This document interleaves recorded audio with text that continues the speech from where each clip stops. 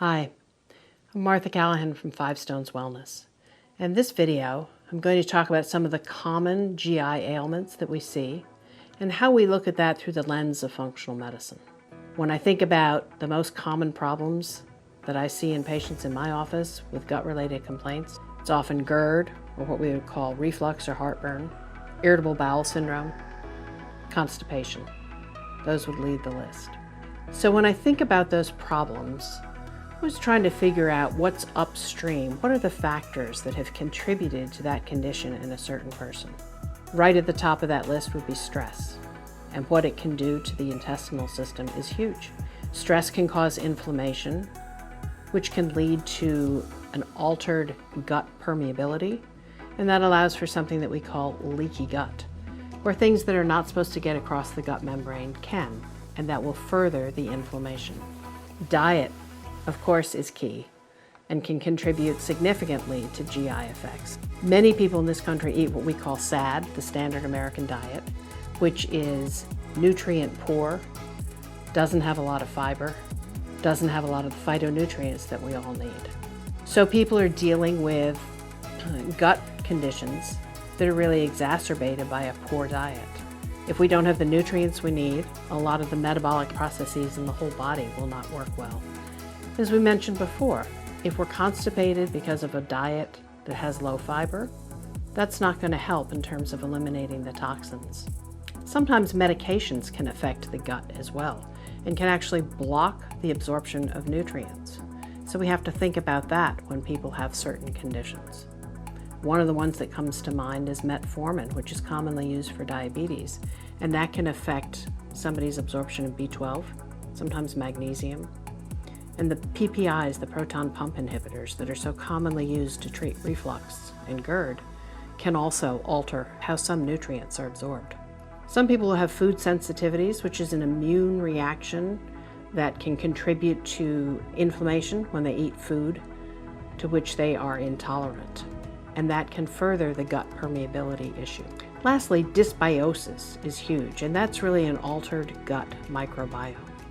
We see this a lot, where with the use of antibiotics, certain lifestyle factors, the normal balance of bacteria in the gut gets off balance. And that can cause myriad symptoms, can affect the immune system, can affect the overall health and well-being, and the general functioning of the gut. So let's look at a specific example. I'm going to talk about irritable bowel syndrome because it's probably one of the most common things that everybody sees in a medical practice. So what is irritable bowel syndrome? It's a syndrome where people experience very often altered bowel habit, most commonly alternating diarrhea and constipation, a lot of cramps, a lot of discomfort. And these are the people who really get affected by this condition, such that they can have trouble living their life. These are the people who have to know where every bathroom is in every store and can really affect their quality of life just by the constant need to have attention to bathrooms and bowel movements. It can cause a lot of cramps, diarrhea, gas.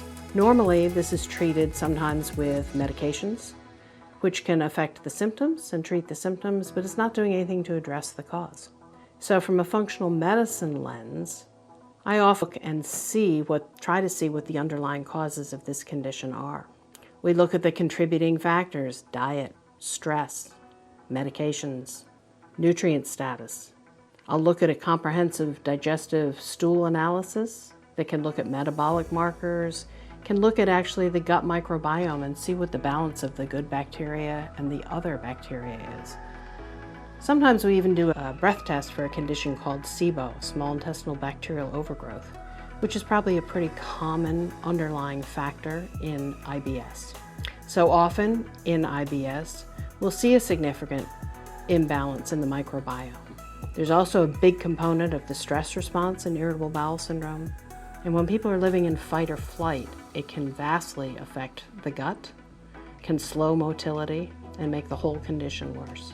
So we look at each of those possible imbalances and try to address those in a way that restores the integrity and the health of the system and not just treat the symptoms. So how do we do that?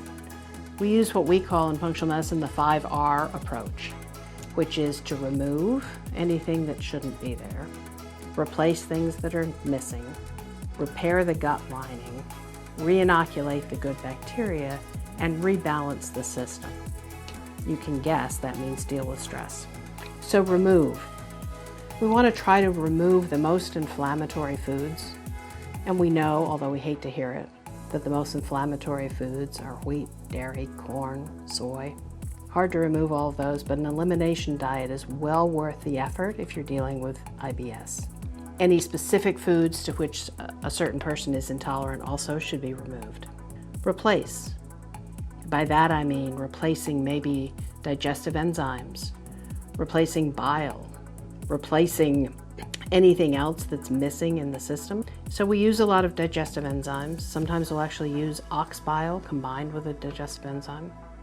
We can use bitters to help stimulate the natural release of digestive enzymes. Repair has to do with repairing that gut lining and decreasing that gut permeability that we mentioned earlier.